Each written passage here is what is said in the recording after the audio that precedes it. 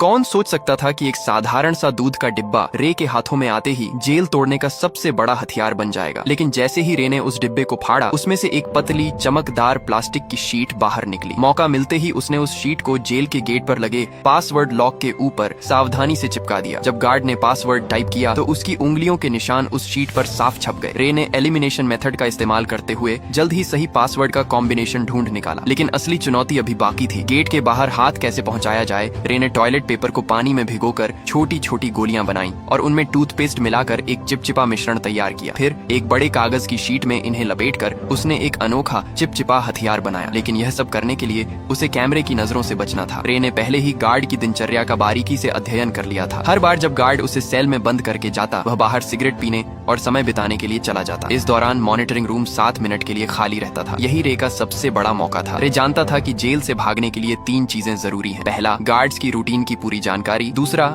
Jail के ढांचे का सटीक अंदाजा। और तीसरा, बाहर किसी भरोसेमंद साथी का होना। रे ने पहले 2 चीजों पर पकड़ बना ली थी। उसने जेल के पास एक कमजोर जगह भी ढूंढ निकाली थी, एक फायर स्टेशन जो जेल की दीवार से सटा हुआ था। रे के पास ब्लैक सेल की लोकेशन का भी पता था। सब कुछ दिमाग में सेट करने के बाद उसने अपने प्लान को अमल में लाना शुरू किया। उसने जानबूझकर एक कैदी पर हमला कर उसे घायल कर दिया। जैसा उसने सोचा था वैसा ही हुआ। गार्ड्स ने उसे सजा के तौर पर ब्लैक सेल में डाल दिया। जब गार्ड खाना देने आया, रे ने चुपके से कागज की गोली छोटी खिड़की के ताले में डाल दी, जिससे वह आसानी से खुल गई। पासवर्ड सिर्फ 4 अंकों का था, जिसे रे ने चुटकियों में क्रैक कर लिया। ब्लैक सेल से निकलते ही उसने मॉनिटरिंग सिस्टम को हैक कर 1 मिनट पुराना फुटेज चला दिया ताकि गार्ड्स को कुछ पता न चले। इसके बाद उसने फायर स्टेशन से जुड़ी वेंटिलेशन पाइपलाइन को खोज निकाला। जब गार्ड सिगरेट पीने में व्यस्त थे, रे उस पाइप के रास्ते रेंगता हुआ बाहर निकल गया। बाहर उसकी साथी पहले से ही तैयार थी। उसने एक छोटी कार में विस्फोट कर दिया, जिससे फायर अलार्म बज उठा। गार्ड्स ने सीसीटीवी फुटेज चेक की, लेकिन सब कुछ सामान्य दिखा। इस बीच रे फायर स्टेशन में दाखिल हो चुका था। उसने जल्दी से एक फायर फाइटर की वर्दी चुराई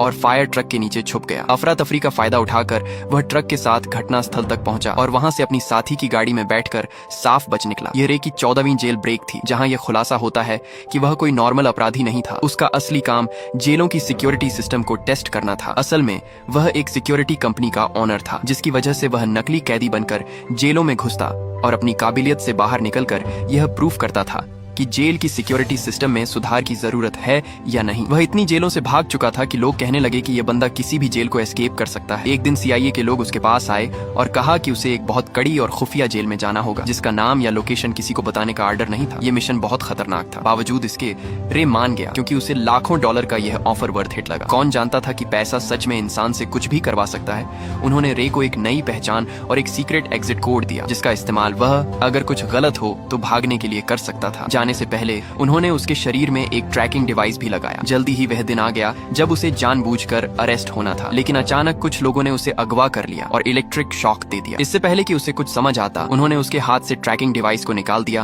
और उसे बेहोश कर दिया। जब उसकी आंखें खुली तो उसने खुद को एक अजीब सी जेल में पाया, जिसमें हर रूम कांच का बना हुआ था और वहाँ हर जगह कैमरे थे। उसके आसपास सभी कैदियों को भी ऐसे ही 24 घंटे सुपरविजन में रखा गया था। ये जेल पूरी तरह से हवा में लटकी हुई थी, जिससे कोई भी कैदी जमीन खोदकर भागने का सोच भी न सके। यह देखकर रे को तुरंत समझ आ गया कि वह एक बुरी सिचुएशन में फंस चुका है। वहां से जितना जल्दी हो सके निकलने के लिए उसने सीक्रेट कोड बोला। लेकिन जेल का जेलर एक टेढ़े दिमाग का आदमी निकला। उसने बिना कुछ सुने रे को फिर से बंद कर दिया। अब यहाँ ये राज सामने आता है कि जेलर किसी ऐसे आदमी से मिला हुआ था जो रे का दुश्मन था। कुछ देर बाद उसने देखा कि यहाँ के गार्ड्स पूरी तरह से हथियारों से लैस हैं और चेहरे पर काले मास्क लगाकर घूमते हैं। और गार्ड्स की संख्या भी कैदियों से कई ज्यादा थी, जिसकी वजह से उनका जब मन करता वे किसी को भी मारने या पीटने लग जाते। वहीं कैदियों को टॉर्चर करने के लिए एक भयानक कमरा बनाया गया था, जहां अंदर जाते ही तेज रोशनी से आंखें चकाचौंध हो जाती थीं। इसके अलावा वहां का तापमान भी बहुत ज्यादा था। लेकिन इसके बावजूद दर्द को सहते हुए रे जैसे तैसे पूरे कमरे की जांच पड़ताल करने लगा। तभी मुआयना करते हुए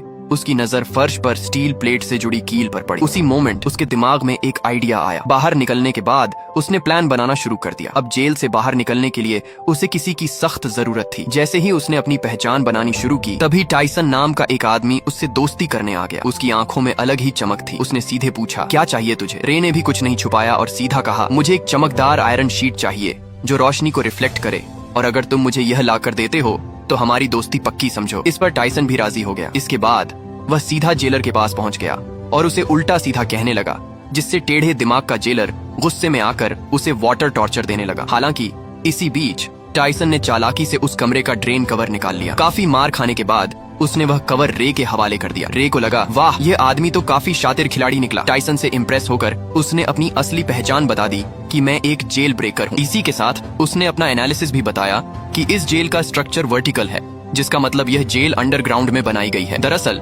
जब रे टॉर्चर रूम में था तो उसने जमीन के नीचे से पानी की आवाजें सुनी थी, जिसका मतलब वहाँ एक पानी की पाइपलाइन हो सकती है जिससे उन्हें भागने का रास्ता मिल सकता है। इस सब के बाद टाइसन ने जानबूझकर जेल के गुंडे मार्को ब्रदर्स से पंगा ले लिया। उधर रे ने एक रोटी को हथेली में छिपा लिया। फिर जैसे ही मार्को के आदमियों ने जेल में मारपीट मचाई, प्लान के अकॉर्डिंग दोनों को टॉर्चर रूम में डाल दिया गया। वहाँ पहुंचते ही रे ने फौरन ड्रेन कवर निकाला और उसकी रिफ्लेक्शन से कीलों पर फोकस डाला। देखते ही देखते हाई टेम्परेचर की वजह से वे कीलें पिघल कर बाहर निकलने लगी और एक एक करके कुछ ही सेकंडों में उसने सभी को निकाल लिया। फिर उसने रोटी का टुकड़ा मुंह में डालकर टाइसन को इशारा किया ताकि वह गार्ड का ध्यान अपनी तरफ खींचे। इसके बाद टाइसन ने अपना काम शुरू कर दिया, जिससे जेलर का ध्यान उसकी तरफ चला गया। वहीं रे ने तुरंत गीली रोटी को सीसीटीवी कैमरे पर चिपका दिया ताकि अंदर की फुटेज न दिखे। फिर वह फ्लोर से नीचे उतर गया और पाइपलाइन में चढ़ते हुए आगे बढ़ने लगा, लेकिन बदकिस्मती से रास्ते में गलती से एक तार टूट गया जिससे पानी बाहर आने लगा। आखिरकार जब वह ऊपर पहुंचा तो उसके पैरों तले जमीन खिसक गई, क्योंकि यह जेल जमीन के नीचे नहीं बल्कि समुद्र के बीचों बीच पानी की एक विशालकाय शिप में थी, जहां से भाग पाना नामुमकिन था। इस बीच पानी लीक होकर जेल के अंदर भरने लगा, जिसकी वजह से टॉर्चर रूम के कैदियों को रिहा कर दिया गया। खुशकिस्मती से रे गार्ड्स की नजरों से छिपकर समय पर वापस आकर बच गया। हालांकि दूसरी ओर एक नई मुसीबत उसका इंतजार कर रही थी। दरअसल जेलर को फर्श पर छोड़ी गई कीलें मिल गईं, जिससे वह समझ गया कि रे ने जेल तोड़ने की कोशिश की है। उसके बाद उसने फौरन एक आदमी को कॉल लगाया, जहां यह राज खुला कि रे को इस जेल में फंसाने वाला कोई और नहीं बल्कि उसका बिजनेस पार्टनर लेस्टर निकला, जिसने कंपनी के लालच में आकर यह साजिश रची थी। अब अगले दिन किसे पता था कि रे के ऊपर टॉर्चर के बादल मंडराने लगेंगे। जब जब वह सोने की कोशिश करता, गार्ड्स उसे जगा देते और इसका फायदा उठाकर वह उसे खूब मारते पीटते भी थे। ऐसे ही कई दिन बीत गए। रे पूरा दिन बेहोशी और थकान में रहता। आखिरकार उसकी हालत देखकर गार्ड्स उसे रोज मेडिकल रूम ले जाने लगे। कितने जख्म, कितनी दर्दनाक यादें, कितनी टूटी उम्मीदें, फिर भी वह अपनी लड़ाई लड़ता रहा। डॉक्टर भी उसे देखकर दंग हो जाता था। कुछ दिनों के बाद टॉर्चर का सिलसिला खत्म हो गया और उसने फिर से प्लान बनाना शुरू कर दिया। दरअसल खाना खाने के बहाने वह टेबल के नीचे चोरी छिपे एक डायरेक्शन बताने वाली डिवाइस बनाने लगा। इसी दौरान उसने मार्को से मिलकर उसे अपनी टीम में शामिल कर लिया, जिसके बाद तीनों ने मिलकर एक ताबड़तोड़ प्लान बनाया। प्लान के हिसाब से मार्को भाई ने जेलर से झूठ बोला कि मेरे पास खुफिया जानकारी है जो मुझे डेक पर जाकर पहुंचानी है। यह सुनते ही जेलर ने उसे डेक पर जाने की परमिशन दे दी। अब वहां पहुंचते ही मार्को ने डायरेक्शन डिटेक्टर से मेजर करना शुरू कर दिया, मगर रे के लिए इतना काफी नहीं था। उसने नोटिस किया कि फ्लश करते वक्त पानी घड़ी की उल्टी दिशा में घूम रहा था। अब सारे डाटा को एनालिसिस करने के बाद उसने कंक्लूड किया कि वह अभी नॉर्दर्न हेमिस्फेयर में है। फिर एक नए आए कैदी से पूछने पर पता चला कि अभी नवंबर का महीना चल रहा है। इसके बाद रे ने अपने बॉडी टेम्परेचर को ध्यान में रखकर अनुमान लगाया कि वहाँ का तापमान जरूर मोरक्को तट के आसपास का होगा। इतनी मशक्कत के बाद आखिरकार अंत में जाकर उन्होंने क्लियर लोकेशन का पता लगा ही लिया। हालांकि लोकेशन पता होने के बावजूद वे वहां से निकलते भी तो कैसे? तभी टाइसन ने कहा कि अगर हम किसी तरह से बाहर मौजूद मेरे आदमियों तक मैसेज भेज सकें तो हमें यहाँ से निकलने से किसी का बाप भी नहीं रोक सकता। उसकी बातें सुनकर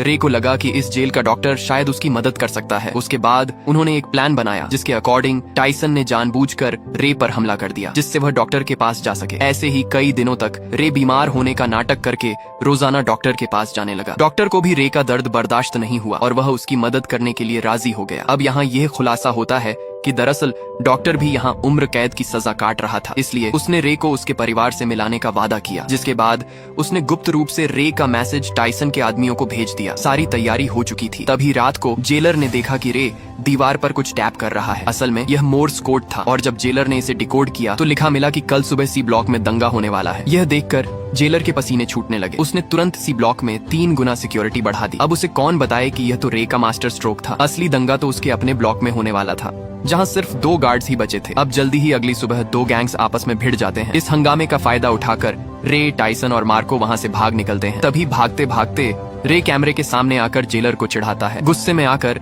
जेलर सभी गेट्स को बंद करवा देता है। फिर तीनों पाइपलाइन के रास्ते से जेल की छत की तरफ चढ़ते हैं। जब वे डेक के बिल्कुल पास पहुंचते हैं तो उनका रास्ता एक इलेक्ट्रॉनिक गेट से बंद हो जाता है, जिसे खोलने का बस एक ही रास्ता था कि पूरी जेल का पावर ऑफ कर देना। इस जोखिम भरे काम से सबको वापस पकड़ा जा सकता था। वहीं दूसरी तरफ जेलर ने मोशन डिटेक्टर के जरिए उनकी लोकेशन ट्रेस कर ली और फिर सारे गार्ड्स उनके पीछे लग गए। तभी भागने के दौरान मार्को को गोली लग जाती है। वह समझ जाता है कि उसका जिंदा बचना अब मुश्किल है, इसलिए वह अपने साथियों को भागने को कहता है। और अकेले गार्ड्स को रोकता है। जैसे तैसे रे नीचे पावर रूम तक पहुंचकर पूरे शिप का पावर ऑफ कर देता है और ऊपर गेट खुलते ही टाइसन तुरंत डेक तक पहुंच जाता है। खुशकिस्मती से वहां हेलीकॉप्टर भी पहुंच चुकी थी, लेकिन टाइसन के मजबूत इरादों की वजह से वह रे को अकेला छोड़कर जाता भी तो कैसे। उसने मशीन गन उठाई और सामने आने वाले गार्ड्स पर गोलियां चलानी शुरू कर दी। वहीं दूसरी तरफ रे छुपकर पानी के एक टैंक में घुस गया जहां उसे ढूंढ पाना मुश्किल था। यह देखकर जेलर ने तुरंत आदेश दिया कि शिप को दोबारा रिस्टार्ट करो, जिससे जिस पानी के टैंक में रे छुपा था वह अपने आप फ्लश होने लगा, जिससे रे फौरन समुद्र में जा गिरा। रे का दिमाग देखकर जेलर के तो होश ही उड़ गए। वहीं इधर टाइसन ने एक बंदूक उसकी तरफ फेंकी। रे ने तुरंत कैच किया और कुछ गोलियां फायर कर दी, जिससे जेलर के पीछे रखे तेल के ड्रम फट गए। इसी के साथ जेलर की वही मौत हो गई। अब सब कुछ शांत हो गया और वे दोनों अफ्रीकन तट पर पहुंच गए। अचानक सामने से एक गाड़ी आई जिसमें से एक लड़की उतरी। वह लड़की और कोई नहीं बल्कि जेसिका निकली, जिसने रे को यह मिशन का ऑफर दिया था। तब रे को पूरी बात समझ आई। ये सारा प्लान टाइसन की बेटी का था।